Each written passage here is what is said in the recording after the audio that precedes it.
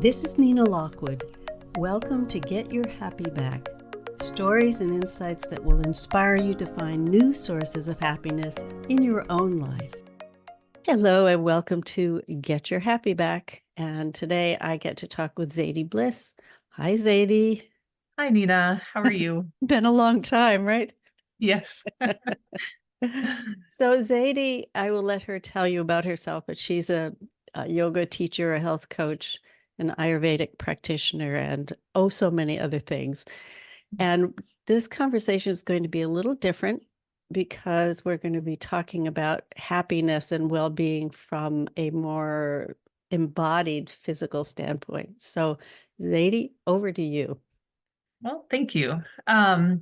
So just clarification, I'm an Ayurveda counselor. There are different levels. The practitioner is another level of study, which I will be doing. But just to clarify. And yes, I've been teaching yoga for 20 years. In fact, it's my 20-year anniversary from graduating from Kripalu, like any minute now, right about now. I didn't look at the date. I should have looked it up, but yeah, 20 years. Congratulations. Thanks. And then I just graduated from the Kripalu School of Ayurveda in May. And I've been a health coach through the Institute for Integrative Nutrition since before I graduated from Kripalu for yoga. So that's been 20 years as well. So I've been in this world of trying to find my way for a long time. Well, I think you do more than just find your way because you point the way to others. Yeah, Just saying. thank you. And that helps me though, like being able to watch other people take in the information I share and answer their questions and just be able to know what people experience help me. It helps me understand and process all this stuff too. I get so many insights in the middle of teaching a class that it's kind of, wow, this is amazing. Isn't it that saying true that the giver receives as much as the one to whom it's being given? Yes, Did I get that right? I think so. Yeah. Yeah. You know what I meant. I totally know. Yeah. So, talk a little bit more about the fact that you are basically interested in helping people find peace and joy through functional movement and pain-free living, because that is part of the package of whether we call it happiness, not in the sense of balloons and giggling, but a deeper sense of well-being. Yeah. Well, I think it kind of starts with watching people in chronic pain. I mean, just the concept of chronic pain and being in pain makes you unhappy. There's just no getting around that. And in my early years of teaching, I kind of thought it would be possible for me to fix everybody and get everybody out of pain. And if you do the yoga in just this right way, and you do these positions with this right alignment, that you're going to be pain-free for the rest of your life. And that's not what happens. It's not reality. And I have come to find that it's really more about how we manage ourselves while suffering, I guess. And, the Buddhism saying that, we're all suffering. Suffering is part of life, but how we suffer is up to us. And we're going to experience pain and discomfort, but how we experience that is our choice. So yoga has really taught me how to, I guess, live in that place of being okay with what is happening. Contentment, santosha, is contentment. And that doesn't mean not pursuing and not trying. So that doesn't mean not trying to get out of pain, because you never know. It could be just put a block between your upper inner thighs and squeeze it and your back won't hurt. I've seen that happen too. But, we're also going to be in pain, and we have to manage it. in some way. So one of the things when we were talking the other day that I was struck by and thought that we need more of a discussion about this in general is that one of the things that I so appreciate about you is that you're not talking about happiness and well-being as external accomplishments, but more self-awareness and self-understanding. Yes. And part of, our recipe for happiness is often, we have this accomplishment and that kind of a family and this kind of a house and so on and so forth. But this idea of the fact that many people live with chronic pain, whether it's arthritis or bunions or just general aches and pains. And I don't think they realize how much that influences their behavior and their thinking on um, a less conscious level. I wonder if you could speak to that.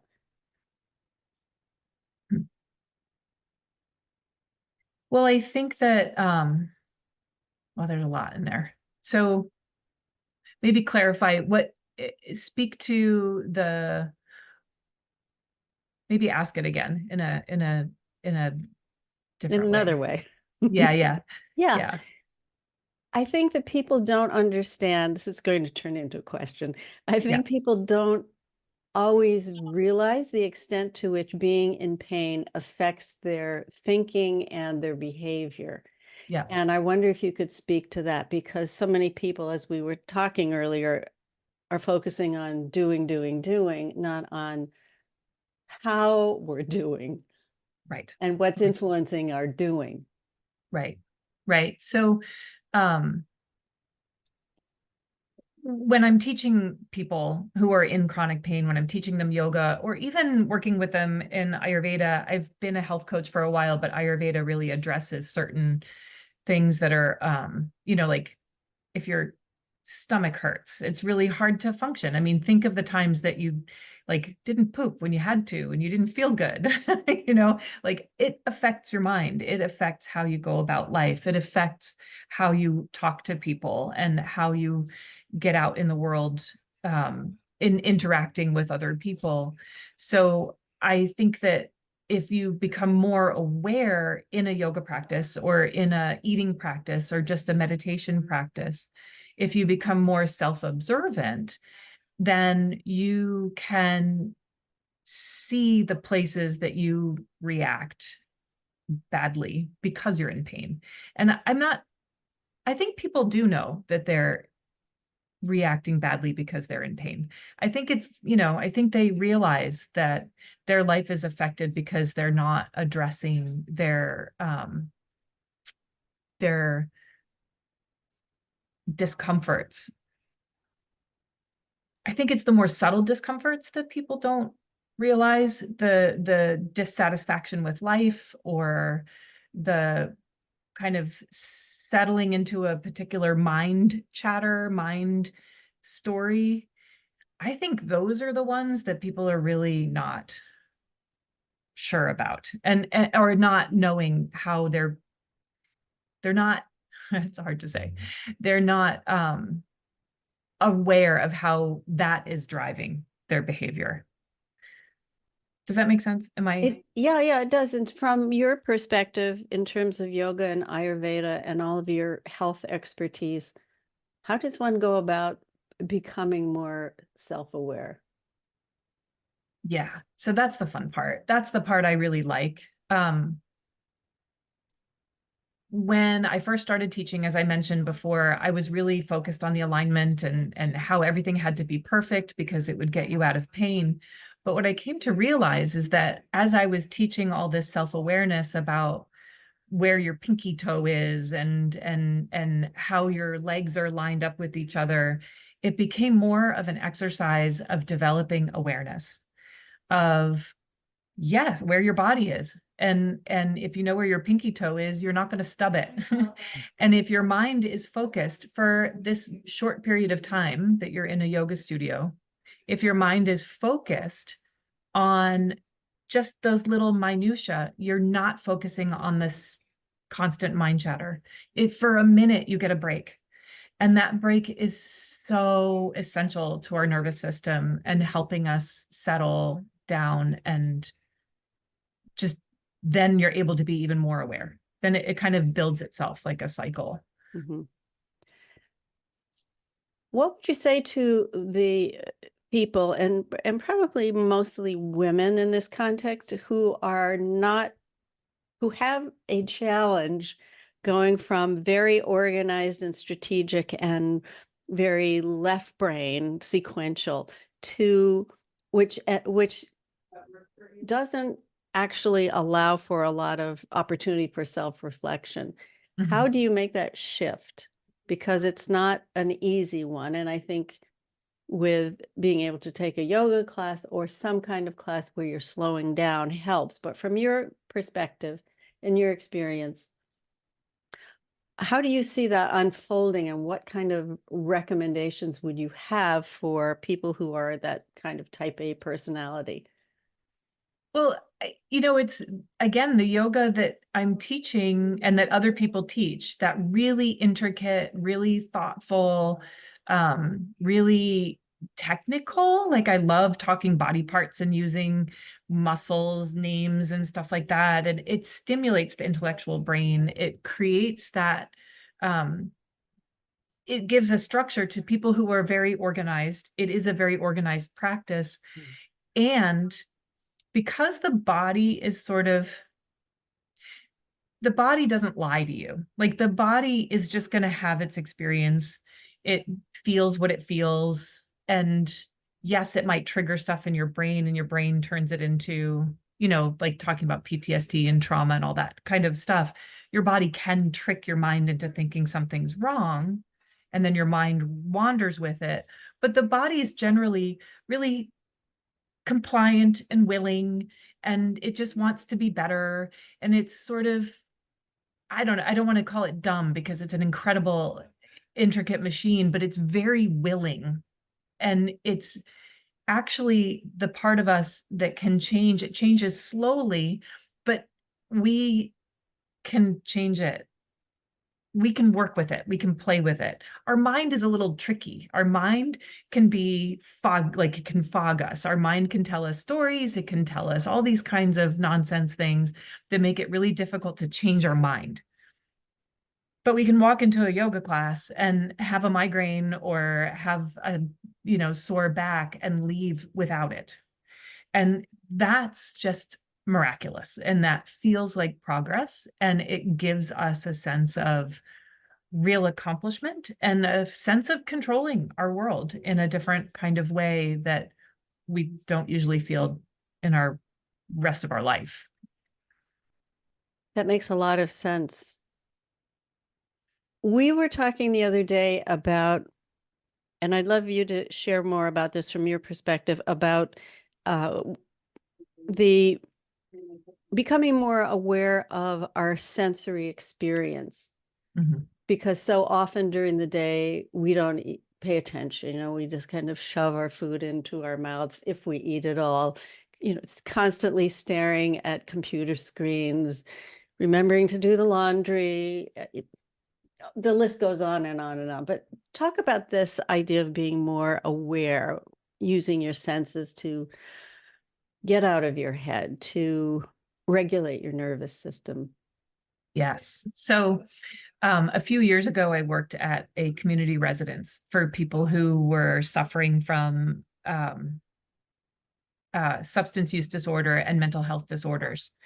And every week or so, we would have to write a service plan. And it was actually monthly. We have to write a service plan with the residents to come up with ways for them to manage their anxiety or their depression or whatever it was that they were, the triggers that would make them want to go use.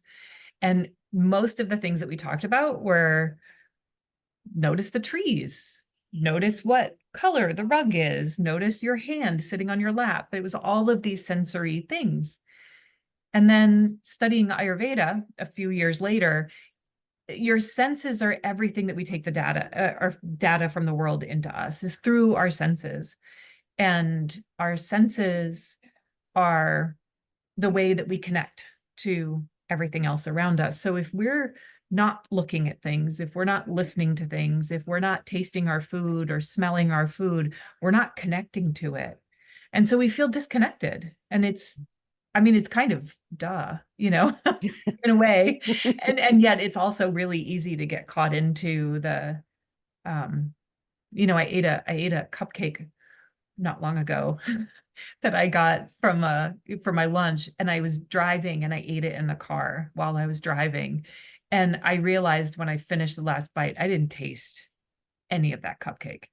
And I was so disappointed because it was a really yummy cupcake. How did you know? Yeah, like, well, because I've had them before where I've sat and eaten them. This one I didn't sit and eat, and I missed out on the whole cupcake, and it made me want another one, which is like, that's where the problem is. Right. Yeah. So our five senses are where we take in information. And if we're not connecting, then we're missing out on so much. And if we're not connecting, I don't know, I really think that nobody can look at something beautiful and not feel good. There's nobody in this world, unless there's something actually not functioning right in the brain, literally not chemically working, or there's some other thing that happened in the brain. To look at a beautiful flower, I think it is meant to help us feel like, okay, everything's fine. It's why we stop to smell the flowers. It's why that saying has meaning to it. But then we can overdo our senses too, which is, I work for a catering company sometimes, and I work at weddings, bartending, and the music is so loud Mm. that it's hard to fall asleep when I get home. Like, it's just too much. And everybody feels that way. So you can overuse and misuse your senses as well. I've found, this was years ago, someone gave me this suggestion, and it works for me anyway, is that if I'm at an event where there are lots of people and coming and going and a lot of activity, that if I take a shower when I come home, that is like a little miracle because I can go to sleep. Otherwise, I'm still jazzed up from all the energy of the different people and the environment and the activity that's going on. So this makes Yeah. a lot of sense to me. Yeah. And if I may, can I talk a little Ayurveda with that? I Can was I? going to ask. Yeah, it's so fun. So all of that stimulation, that overstimulation, is considered vata, and vata is the dosha. And it's a long explanation of what these things are in a way, but doshas are what can go wrong in us. It's what can get messed up. It's the stuff that kind of tries to mess us up in a way. And they have their qualities. So the qualities of the vata dosha are, it's made up of ether and air, and movement and sound are part of ether and air. It's what's most dominant in them. It's their specific quality. So if you go to a concert or you go to a party, there's a lot of sound and movement. And so going home and putting water on that, hot water, because vata is also cold. And so we might feel hot in the situation. It's it's cold, its effect is sharp and cold. And Mhm. so when we take a shower and we take this hot shower and it's heavy, it's water, it's dry, it's weighing us down, and it's making all of that sensory overload that's up in here in your head go down and out. And so that's kapha, the water is kapha, and it comes to the rescue all the time for us. It makes a lot of sense to me. The Yes. other trick that I learned through practicing energy medicine is if you just move your hands through your energetic field close to your body, that also has a similar effect of getting rid of any sort of energetic debris that you may have picked up as you go along throughout your day. Yes. Really Yep. simple things that, most of us wouldn't think of because Right. who's told us, how to Right. really take care of ourselves in a way other than therapy of Right. one kind or another. Yep. Talk a little bit more about Ayurveda and how you see that as being really important to well-being. Without getting too technical, because you know me, I'm not a tech person. Yeah, and it's a lot. It's a lot to throw the Sanskrit around. But one of the things that Ayurveda focuses on right from the beginning is health maintenance and preventing disease. So it's like we like to say that when the light on your dashboard goes off, like the oil light comes on, we get oil, put oil in your car. Or if the gas light goes on, you put gas in your car. So these little warning lights that our body has, it helps us become more aware of these little things that happen. Like you might have a little cough, and the cough happens certain times of the day or certain times of the year. And the Ayurveda or counselor and practitioners, all of them can do this, but they can kind of figure out what might be causing the cough. And it might be something that's significant and you need to go to a doctor to see about. And I always recommend going to a doctor as well, because there's a lot going on in there that you want to be careful about. But it could be just the early signs of heartburn. It could be all you have to do is stop putting cream in your coffee and it would stop. So there are little things that we can do to have a little more control over our health. And it also is about working with the more Western medicine, the modern medicine, because it stops us from having to go for a little something that we could fix easy. Or we also encourage people to go to the doctor if it's something that, well, cream in your coffee, you're still coughing, like these things aren't fixing it. Maybe you really need to go get it checked out. Hmm. And then the definition of health in Ayurveda is swasta, which is to be seated in oneself Mm. or situated in oneself. And I love that, because no matter how your actual health is, if you're situated in yourself, you're healthy. So you could be going through cancer treatment and still be healthy, even if you're, weak as a kitten and, not getting around, or you're throwing up or losing your hair and it feels tragic. If you're still somehow situated in yourself, then you're healthy. And to recognize that you're healthy and not sick is so important to getting healthy again. It's So so important. how, talk more about that, because I think most people would say, well, if I'm sick, I'm sick. Mhm. And they are not aware that beneath the symptoms, there is that well-being and groundedness that you are speaking of. Yeah, I guess that's the key to all of this. It's almost the great mystery. It's almost really what I'm seeking in my whole journey with this. So I might not even have an ability to speak to it. How do we be content?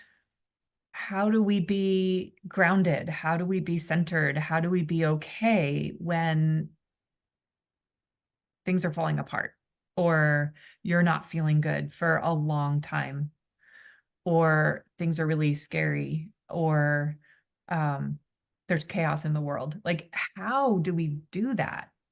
And I know that, like, really trite comment of being present, it just seems like, well, of course, be present. But that's the only thing. It's the way. And so looking at the world through our five senses, being able to look at things that are beautiful, smell beautiful things, taste food with all your senses. Like Ayurveda is all about cooking, and I don't cook with measurements. I cook with my sense of smell and my hearing and the way it looks. Like making ghee is the perfect sensory experience. And it's part of the medicine of ghee is the cooking of it. So for people who don't know, tell people what that is. So ghee is clarified butter, basically. It's just one step. It's not browned butter. It's not clarified butter. It's right in between. And it's this magic elixir from India. that helps with all things. It's good for your digestion. It's good for soothing too much vata, too much air. It's good for making food taste good. It smells good when you're cooking it. So yeah, I mean, I think that those things, and then knowing where your pinky toe is in space and having a half an hour practice where you're really, really just thinking about, wow, if I move my rib cage in just like a fraction of centimeter in, I feel better in this pose. And it suddenly feels like, oof, my eyes just opened a little bit more. That's where the answer to that question is. Mm. That's where you find being situated in oneself, is in those moments. I don't know. So it sounds like what you're talking about is a dance between taking in what our senses are showing us, as well as our own physical sensations that we're taking in, and yet knowing and using that. Let me see if I can explain this in a way that makes any sense. Using that information, but not in a way that contributes to our suffering, but increases our own self-awareness. And so there's this external experience, including our sensations and perceptions and so forth. And then there's that internal sense of well-being. So it seems like there's a dance between embracing what we have coming into our senses, and yet not making that the be all and end all, because ultimately, if we don't have that sense of groundedness, we could get lost in the sensual experience. Does that make sense in an odd Yes. sort of way? Yes, it does. The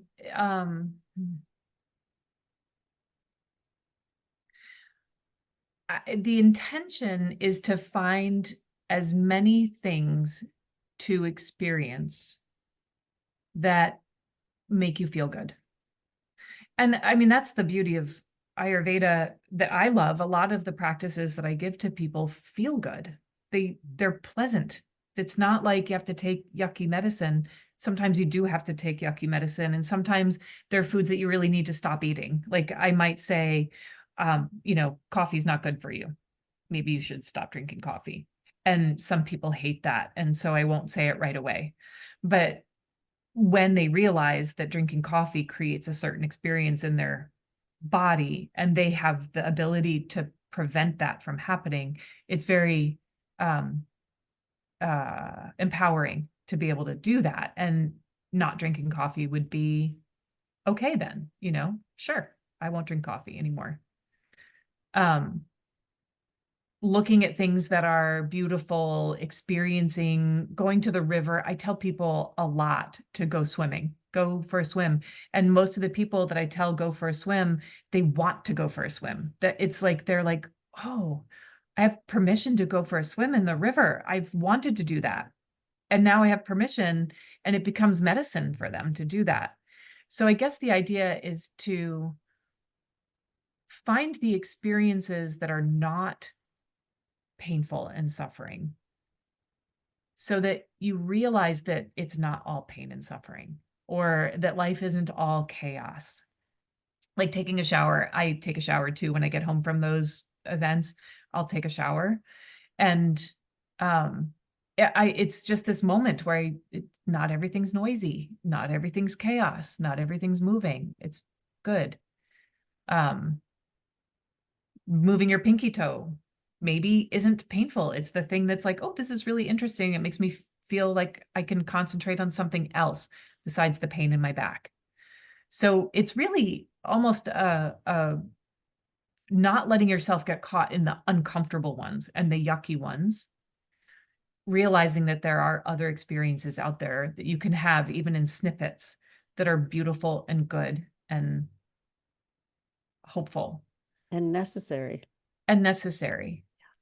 And, I've been kind of picturing in my mind as we talk about this, going back and forth between regular people, women going through, we talked about this too, like your 50s and 60s, the life changes that are like, what is this? This is weird. Like I'm 53 and, someone said I'm in the freshman year of being old.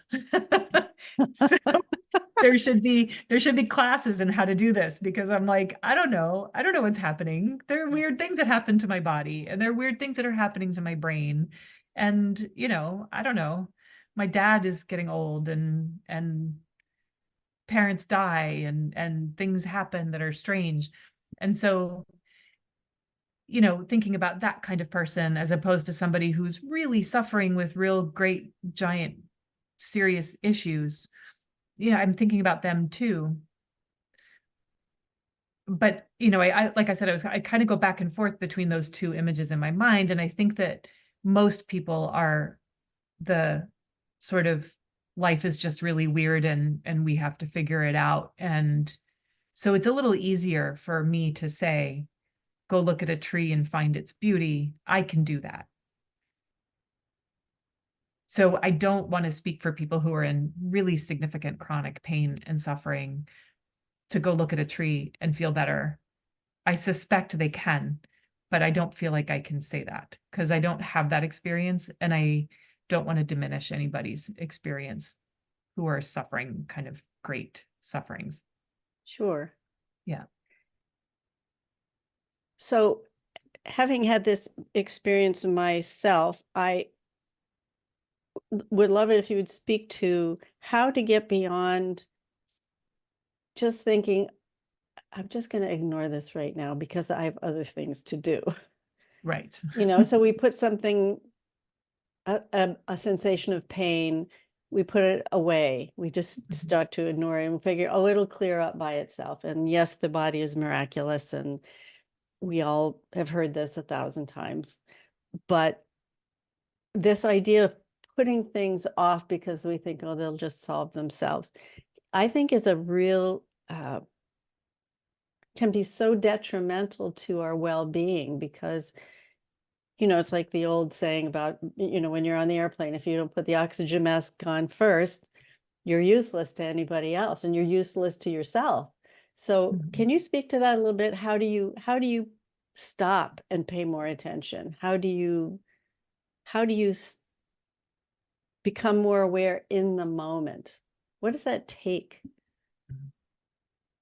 Well, it takes a regular practice of awareness. I just don't think that anybody can conjure that.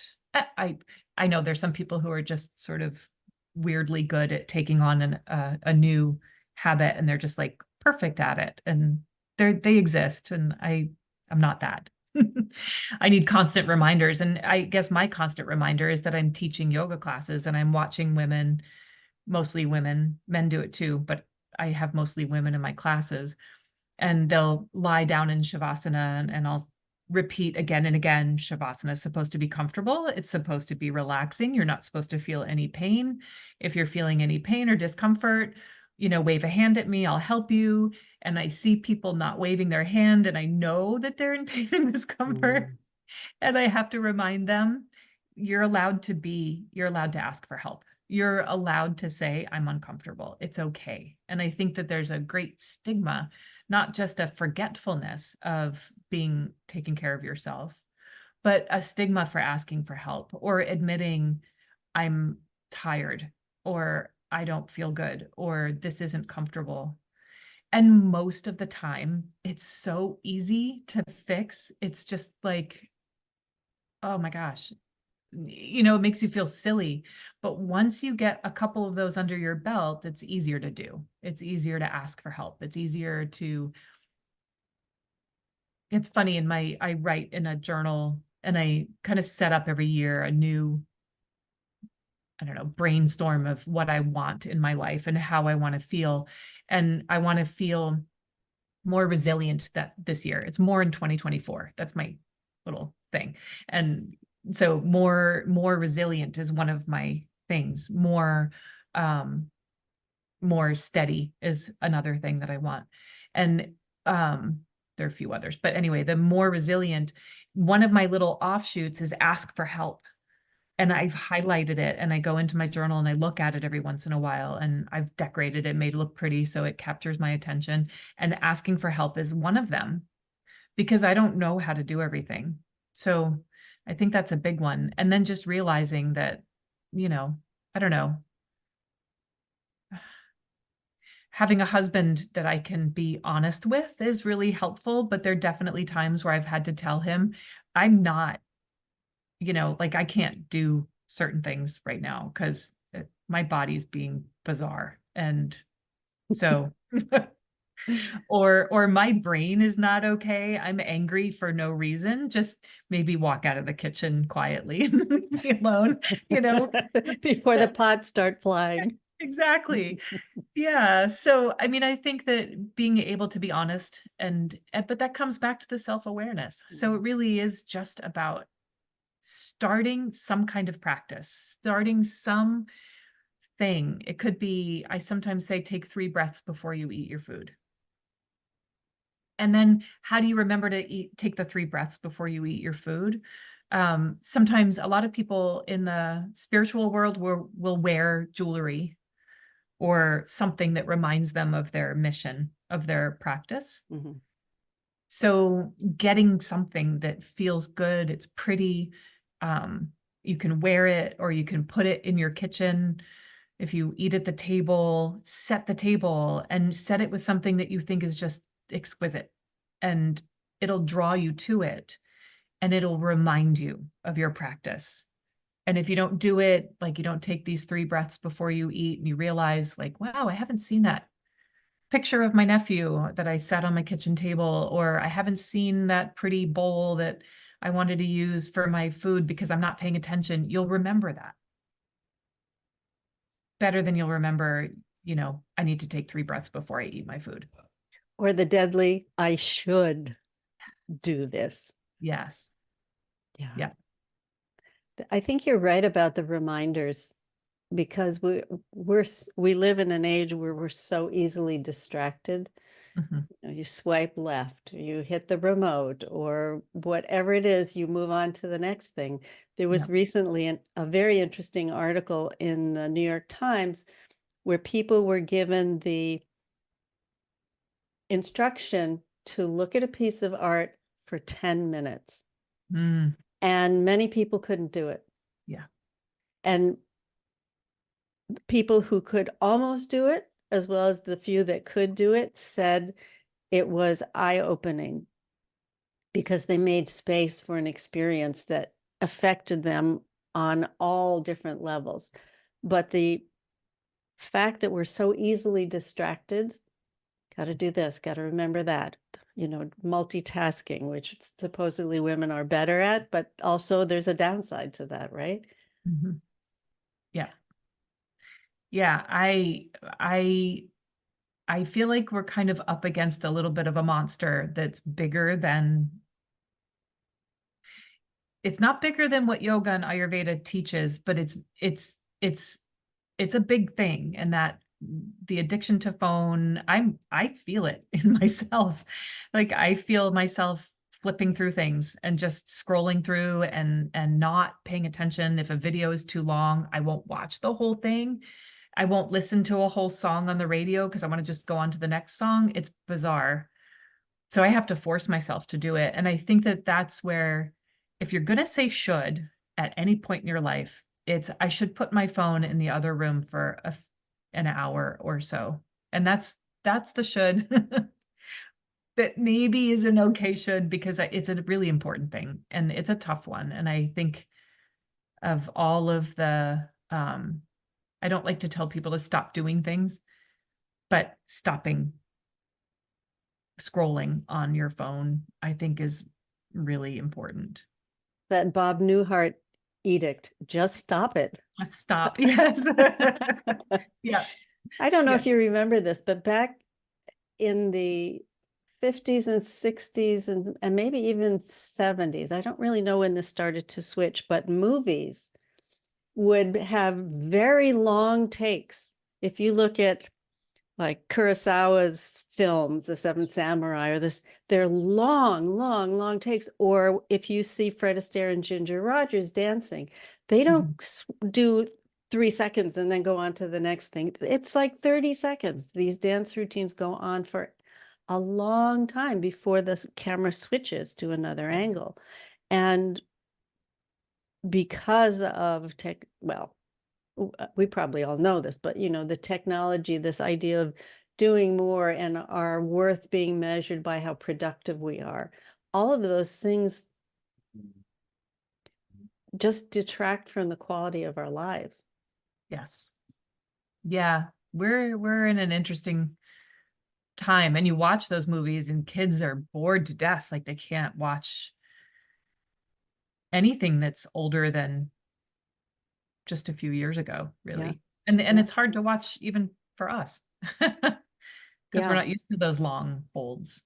right. So this It- is, meditation is that. Meditation and yoga and cooking your own food and like cooking ghee. It's a thing. It's like a 20-30 minute project and you have to be there. You have to be there because butter burns so fast. I've done it. It goes so quickly. So you have to sit with your ghee, and it's a whole pound of butter that you Sit with your ghee. exactly. Ghee is magic. But if you're sitting, thinking about your pinky toe and it actually makes things feel better for a minute, we have to do these practices, these slowing down, smelling your food, going for a walk and looking at the trees and smelling the trees and listening to the birds and the bugs and, just any chance you get, even if it's for a couple of minutes. There's some study done. And I don't know the studies, but Michael Easter talks about it in one of his books. I think it's The Comfort Crisis is the Mhm. book that I recently read. And he talks about going out in nature for just like 15 minutes without your phone or 20 minutes without your phone lowers your blood pressure. But you Yeah, have to be without your phone. You can't not have it even on. for taking pictures. Nope. Yeah, Yep. that's great. Yeah. So as we draw to a close, and thank you so much for sharing all of your experience. It's just so helpful to be reminded of what you've been sharing. Uh, any last tips that you can share? And then beyond that, where can people find you? Yes. So last tips. Stop and smell the flowers. Really. And it's we in yoga and Ayurveda, kapha, that dosha of heaviness and groundedness, it's also related to smell and taste. So it's smelling your food, tasting your food, and kapha comes to the rescue in so many ways, but it also in that way can make us unhealthy and it's too much. You want it to come to the rescue in good ways, not in the ice cream ways. So we talked about that. Like ice cream is medicine. It is In the because it's proper dosage. exactly, exactly. And it's really hard for us to just take it easy on that kind of stuff. So instead, when you make a meal, smell it, chew it, taste it. When you're getting up in the morning, look around your room, appreciate what's there. If you don't have a neat house, I'm not very neat. I have a hard time keeping things neat, but I have little places where I put flowers or I have a little statue that I love so I can look at it. And then I don't know, there's little practices, they feel good to keep adding. Yeah. And so I have a website. It's my name, zadiebliss.com. And I also teach yoga classes in Greenwich, New York, and in this cute little studio right now that I'm sitting in. And yeah, that's where you can find me. Great. Are you in any of the social media platforms? Yeah, Instagram, Zaidee Bliss Yoga. And then I'm on Facebook. Also, just you can find my personal profile. And then I have a fan page. I don't know. I'm not super great at the social media. Don't Yeah. need to be. No, it's a little danger zone there. That's true. That's a conversation for another time. Yes. Yeah. Well, thank you so much. I really appreciate everything that you've shared and your wisdom and your dedication to well-being. Well, thank you. And I love talking about this. It's been fun. I enjoy putting thoughts together in this way. I don't get to do it often. So I We'll, appreciate this. Thank you. we'll have to do it again. And for those of you who are either listening or watching, thank you so much. We appreciate you being here, and we'll see you on the next episode. So bye for now.